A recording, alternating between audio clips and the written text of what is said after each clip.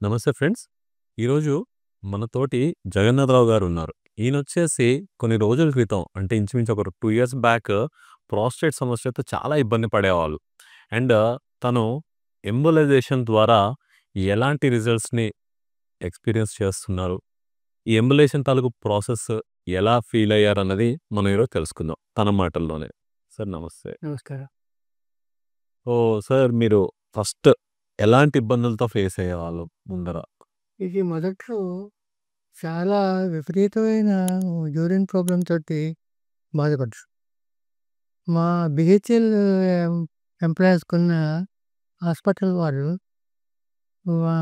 Prefer చేశారు కొన్ని డాక్టర్స్‌కి.